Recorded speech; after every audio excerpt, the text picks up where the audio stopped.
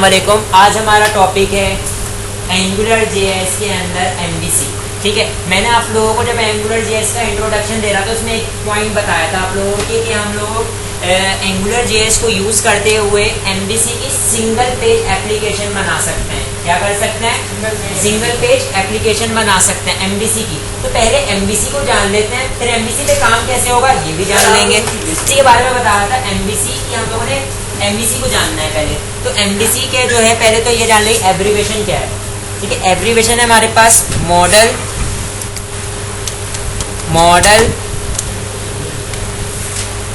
View controller. क्या है abbreviation? Model view और कंट्रोलर। इसको यूज करके आप लोग क्या काम कर सकते हो? इसको यूज करके हम लोग वेब एप्लीकेशन बना सकते हैं। क्या बना सकते हैं? वेब एप्लीकेशन बना सकते हैं, जो कि सेकंड सेमेस्टर में सीखेंगे। ठीक है, वेब एप्लीकेशन को बनाया जा सकता है। ऐसी एप्लीकेशन जिसमें डेटाबेस शामिल है, यूनिवर्सिटी के पोर्टल्स हो गए, ठीक है, या यूट्यूब हो गई, या आपके पास इस तरीके की चीज़ें हो गई, जो इस तरीके की एप्लीकेशंस होती हैं वो हमारे पास क्या कहलाती हैं? वेब एप्लीकेशंस कहलाती हैं। ठीक है, वो एमवीसी को यूज़ करके बनाया जा सकता है। एमवीसी क्या है? एक अदद मैं बोला एमवीसी को यूज़ करके बनाया जा सकता है। तो यहाँ से मेरे एक अल्फाज निकल कर आया कि हमारे पास क्या है? डिज़ाइन पैटर्न है। क्या है? Design pattern. डिज़ाइन पैटर्न से मुराद क्या है? एक काम को करने का तरीक़ेकार। ठीक है, अगर मैं इस डिज़ाइन को फॉलो करूँगा तो मेरी एप्लीकेशन बन जाएगी। सही है, मैंने पहले भी मिसाल दी थी। फॉर एग्जांपल मैं यहाँ पे बोलता हूँ एक अदर ये विन कर जाएगा बंदा। अगर यहाँ पर एक बंदा खड़ा हुआ है पर्सन, और ये दीवार है, इस दीवार को चढ़ जाए तो ये इसको विन कर जाएगा। ठीक है, लेकिन इस दीवार को चढ़ने के लिए इसको कितनी मेहनत का सामना करना पड़ेगा, और कितनी बार गिरेगा, कितनी बार बहुत मुश्किल से ऊपर पहुंचेगा। और अगर अब फिर दोबारा मैं एक बार वो चढ़ गया, फिर मैं दोबारा बोलूँ कि दोबारा चढ़ो, तो दोबारा कितनी मुश्किल से वो चढ़ेगा। लेकिन अगर मैं इसके बदले में क्या बना दूँ यहाँ पे?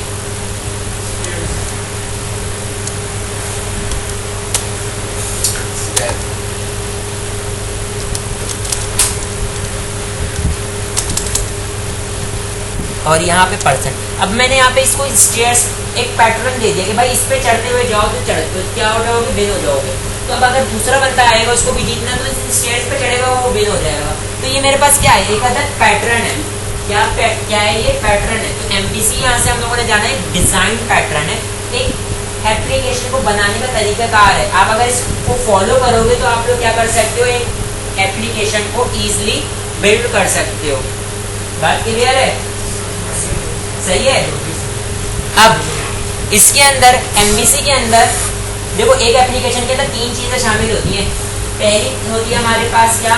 उसकी यूआई, उसका जो एचटीएमएल वगैरह का जो पेज जो यूज़र को नज़र आ रहा होता है। ठीक है, और दूसरा हिस्सा होता है एप्लीकेशन का जिसमें लॉजिक्स लगी हुई होती है कि भाई ये लेकर आना है, ये चीज़ करना है, करना क्या है, काम क्या परफॉर्म करके देना है, कोडिंग, लॉजिक। ठीक है, लॉजिक बिल्डिंग हुई होती है, फेल्स, लूप वगैरह, ये सारी जो लॉजिक लगी हुई होती है कहाँ लगी हुई होती है? दूसरा पार्ट कहलाता है लॉजिक का। तीसरा हिस्सा होता है एप्लीकेशन का, वो क्या होता है हमारे पास? डेटाबेस। क्या होता है? डेटाबेस।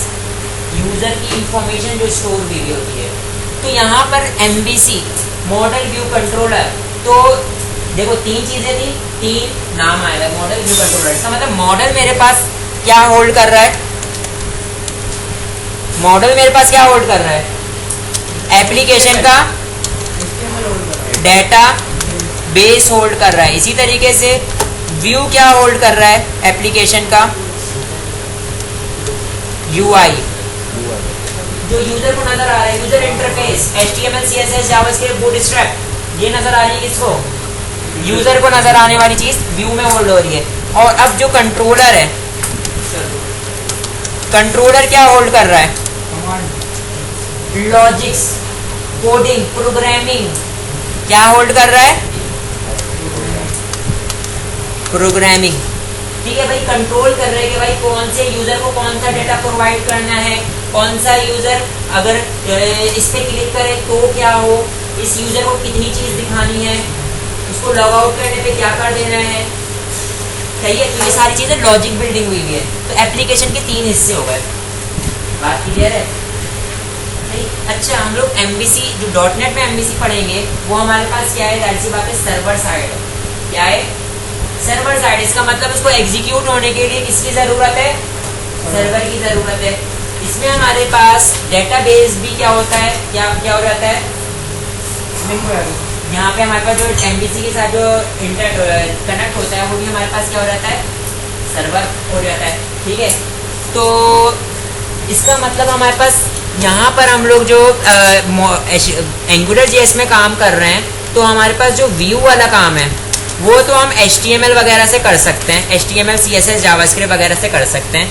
जो कंट्रोलर वाला काम है, कंट्रोलर वाला काम है वो हम किससे कर सकते हैं, जावास्क्रिप्ट से कर सकते हैं। लॉजिक बिल्डिंग है ना। लेकिन अब जो मॉडल वाला काम है, मॉडल वाला काम मैं किससे करूँगा, मॉडल वाले हमारे पास देखो हम लोग क्या है, एंगुलर JS किसका फ्रेमवर्क है, जावास्क्रिप्ट का। जावास्क्रिप्ट क्या है, क्लाइंट साइड है, और डेटाबेस क्या होता है, सर्वर साइड होता है। तो इसका मतलब यहाँ पे सर्वर तो मौजूद नहीं है, सर्वर साइड मौजूद नहीं है, तो मैंने यहाँ पे स्टोरेज वाला काम कैसे करूँगा। तो जावास्क्रिप्ट के अंदर कोई ऐसे टॉपिक पढ़े हैं जो डेटा को होल्ड करने के लिए यूज करते हो, वेरिएबल्स हो गए, एरे हो गए, तो ऑब्जेक्ट हो गए। तो यहाँ इसका मतलब हम लोग मॉडल के लिए क्या यूज कर सकते हैं, जावास्क्रिप्ट को ही यूज कर सकते हैं। किसको यूज कर सकते हैं, जावा स्क्रिप्ट में किसको यूज कर सकते हैं, वेरिएबल, एरे, एक्सेट्रा एक्सेट्रा। बात समझ में आ रही है? ये मैंने बताया, ये मॉडल की जगह पे मैंने ये क्यों लिखा है, ये मैंने रीजन दिया है, क्योंकि हम जब .NET की बात करूँगा, जो हम सेकंड सेमेस्टर में पढ़ेंगे, वो सर्वर साइड होते हैं, तो वहाँ पे सर्वर साइड डेटाबेस मौजूद होता है। लेकिन अब मेरे पास मॉडल में एंगुलर JS तो क्लाइंट साइड है, तो क्लाइंट साइड में तो डेटाबेस मौजूद नहीं होगा। तो अब अगर मैंने स्टोरेज वाला काम करना है तो मैं क्या यूज़ करूँगा, वेरिएबल वगैरह जावास्क्रिप्ट यूज़ कर रहा हूँ। बात समझ में आई? ठीक है, यहाँ तक ही क्लियर है?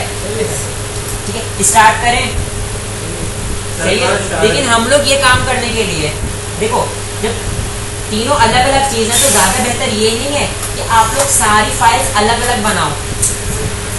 मॉडल की फाइल अलग, कंट्रोलर की फाइल अलग, और व्यू की फाइल अलग। अब व्यू वाली जो चीज़ है वो तो HTML है, तो इसका मतलब जो व्यू वाली फाइल होगी इसकी एक्सटेंशन क्या होगी, .html। लेकिन मैंने मॉडल के अंदर क्या बोला, किसका काम कर रहा हूँ, जावास्क्रिप्ट का।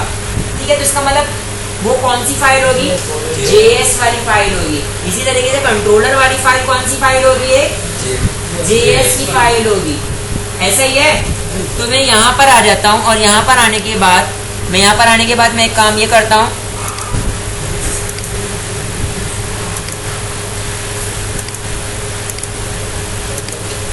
मैं यहाँ पर आके एक अदद फाइल बनाता हूँ, और मैं उसका नाम क्या रख रहा हूँ, model.js। इसी तरीके से मैं एक फाइल बना रहा हूँ जिसका नाम मैं क्या रख रहा हूँ, मैं एक फाइल बना रहा हूँ, कहाँ गई, हाँ, मैं यहाँ पे फाइल रख रहा हूँ, उसका नाम क्या रख रहा हूँ, controller.js। फिर उसके बाद एक और फाइल बना रहा हूँ जिसका नाम मैं क्या रख रहा हूँ, व्यू। वो तो कुछ भी हो सकता है, इंडेक्स का पेज हो सकता है, कोई भी पेज हो सकता है। मैं बस समझाने के लिए नाम दिया हम लोगों ने, view.html। ये मैंने HTML ले लिया। HTML लेने के बाद मैंने यहाँ पे क्या किया, बेसिक कोड जनरेट किया।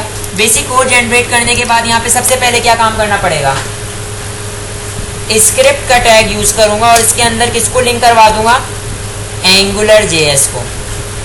एंगुलर JS के बाद मैं किसको लिंक करवाऊंगा, देखिए इधर हमारे जितना भी कंट्रोलर होंगे वो सारे के सारे कहाँ पे स्टोर होंगे, मॉडल के अंदर स्टोर होंगे ना, मॉडल स्टोरेज। तो इसका मतलब फिर मेरे पास अब क्या, किसका लिंक करवाऊंगा, मैं मॉडल को लिंक करवाऊंगा। तो यहाँ पे मैं स्क्रिप्ट, और यहाँ पे किसको लिंक करवा देता हूँ मैं,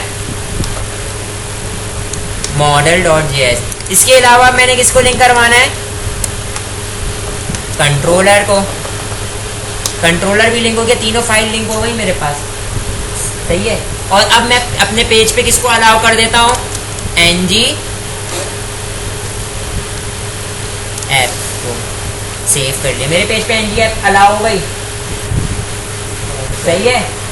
अब क्या ये मेरे पास यहाँ पे मैंने कोई पीस ऑफ कोड लिखा है जिसकी वजह से ये मॉडल के तौर पे बिहेव करे, डेटाबेस बन जाए, ये कुछ कोड लिखना पड़ेगा ना। तो यहाँ पे अब मैं वो कोड लिखने जा रहा हूँ जिसकी वजह से मेरा डेटाबेस क्रिएट हो जाएगा एंगुलर के अंदर। और वो कोड क्या है, उसको मैं स्टोर कहाँ करूँगा, वेरिएबल में। और उसका नाम मैं क्या दे रहा हूँ, ऐप। क्या नाम दे दिया, इज इक्वल टू करके। तो मैं से ना कुछ स्टोर करूँगा, तो देखो जो राइट साइड पे जो चीज़ होती है वो कहाँ पे स्टोर हो जाती है, लेफ्ट साइड में स्टोर हो जाती है। तो राइट साइड में मैं क्या लिखने जा रहा हूँ, angular dot module, angular dot module round bracket और टर्मिनेटर। पहले दो पैरामीटर दे रहा हूँ, पहले में मैंने दे दिया कोटेशन और दूसरे में मैंने दे दिया क्या, स्क्वायर ब्रैकेट। सुन लीजिए, पहले में मैंने देखो पहले पैरामीटर में मैं इसको क्या असाइन कर दूंगा, तो डेटाबेस का नाम देना चाह रहा हूँ मैं। यहाँ पे उसका डेटाबेस का नाम दे दिया माय ऐप। क्या दे दिया, माय ऐप। या मैं इसको क्या दे देता हूँ, चेस अप।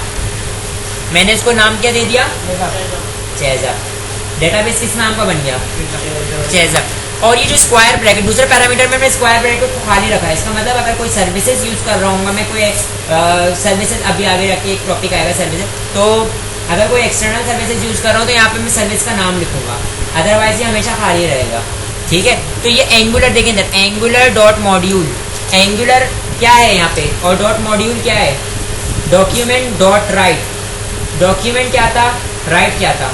डॉक्यूमेंट एक ऑब्जेक्ट था और राइट क्या था, एक मेथड था। इसी तरीके से एंगुलर एक क्या है, ऑब्जेक्ट है और मॉड्यूल उसका क्या है, मेथड है, जो कि दो पैरामीटर लेगा। पहला पैरामीटर डेटाबेस का नाम बताओ और दूसरा पैरामीटर खाली लेगा, स्क्वायर ब्रैकेट। और तो इससे क्या होगा, मेरा डेटाबेस बन जाएगा। जो भी मैंने डेटाबेस बनाया उसको मैंने कहाँ होल्ड करवा लिया, एक बार ऐप के अंदर स्टोर करवा लिया। मेरा डेटाबेस क्रिएट हो गया, उसका नाम क्या है, चेज़अप। चेज़अप, चेज़अप नाम का डेटाबेस है और ये डेटाबेस होल्ड हुआ है कहाँ पर, ऐप के अंदर। ठीक है। अब मैं देखो इधर मैं इस पेज पर आता हूँ, व्यू पर। क्या मेरे पेज के ऊपर डेटाबेस अलाउ हुआ है, सिर्फ लिंक हुआ है मॉडल। ठीक है, लिंक हुआ है मॉडल। अगर आपने अपने पेज पे अलाउ करना है डेटाबेस को, तो आपने एनजी ऐप के अंदर जो खाली छोड़ रहे थे ना, अब आप यहाँ पे लिख दोगे चेस अप। सही है। तो इसका मतलब अब आपके पेज के ऊपर डेटाबेस भी अलाउ हो गया। सही है, मेरे पेज के ऊपर डेटाबेस अलाउ हो गया। तो डेटाबेस में जो भी चीज़ होगी वो मेरे पेज पर आ सकती है। डेटाबेस में क्या बनेंगे, कंट्रोलर बनेंगे। ठीक है। तो अब वो कंट्रोलर के पास आ जाता हूँ मैं। यहाँ तक के बात क्लियर है बेटा, ठीक है। अच्छा, मैं कंट्रोलर को कंप्लीट करवा देता हूँ, फिर इसके बाद नेक्स्ट क्लास में इसको आगे कंटिन्यू करेंगे। ठीक है। अब देखो इधर कंट्रोलर कहाँ पे बनाना है, मैंने इस मॉडल के लिए बनाना है। तो इस मॉडल ये सारा का सारा कहाँ स्टोर हुआ हुआ है, ऐप के अंदर स्टोर हुआ हुआ है। तो अब मैं यहाँ पे यूज करूंगा ऐप। ऐप डॉट कंट्रोलर और राउंड ब्रैकेट टर्मिनेटर। पहले पैरामीटर में मैं क्या बताऊंगा, कंट्रोलर का नाम। फॉर एग्जांपल मैंने कंट्रोलर का नाम क्या रख दिया,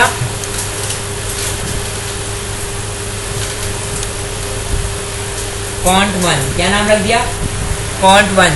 और कॉमा पास करके एक अदद मैंने क्या यूज कर लिया, फंक्शन, दूसरे पैरामीटर में। देखिए इधर इस स्टोरेज के अंदर एक कंट्रोलर बना लो और कंट्रोलर का नाम जो भी रखना है वो रख दो। और ये कंट्रोलर को जब कॉल करोगे तो क्या काम कर रहा होगा, ये कंट्रोलर फंक्शन के अंदर डिफाइन कर दूंगा। इसका मतलब जितनी भी लॉजिक होंगी वो किसके अंदर डिफाइन हुई होंगी, इस फंक्शन के अंदर। ठीक है। तो अब जब इस कंट्रोलर को कॉल किया जाएगा, इसके अंदर जितनी भी फंक्शनैलिटी होंगी वो सारी की सारी आ जाएंगी। सही है।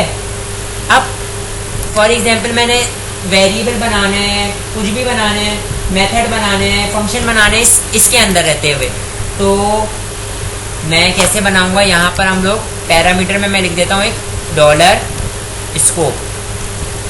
डॉलर स्कोप, मैंने क्या यहाँ पे लिख दिया डॉलर स्कोप। ये डॉलर स्कोप का जो पैरामीटर है जो मैंने इस फंक्शन के अंदर दिया है, इसका मतलब क्या है, ये अलाउ कर रहा होगा कि मैं बॉडी के अंदर क्या काम कर सकता हूँ, बॉडी के अंदर कोई भी वेरिएबल बना सकता हूँ, कोई फंक्शंस बना सकता हूँ। फॉर एग्जाम्पल मैंने एक वेरिएबल बनाना है तो मैं यहाँ पे क्या यूज़ करूँगा, डॉलर स्कोप डॉट ए और इज इक्वल टू करके मैंने उसके अंदर क्या स्टोर करवा दिया, अली अहमद। ठीक है, तो अब मेरे पास क्या हो गया, एक अदद वेरिएबल बन गया जिसका नाम क्या है ए, और उसके अंदर क्या स्टोर हो गया, अली अहमद। ठीक है, स्कोप को यूज करेंगे, देखो जो स्कोप को यूज करके हम लोग क्या बना रहे होंगे, कोई वेरिएबल बना रहे होंगे, तो वेरिएबल में मेरे पास क्या होल्ड हो गया, अली अहमद। ठीक है, अब मैंने नेक्स्ट क्लास में ये बताऊंगा कि जो कंट्रोलर में जितनी भी चीज़ यूज़ हुई है उसको मैंने अगर यहाँ पे प्रिंट करवाना है या कुछ भी करना है तो हम इसको किस तरीके से यूज़ करेंगे। तो नेक्स्ट क्लास में आप लोगों ने इसको अच्छी तरीके से पढ़ लीजिएगा।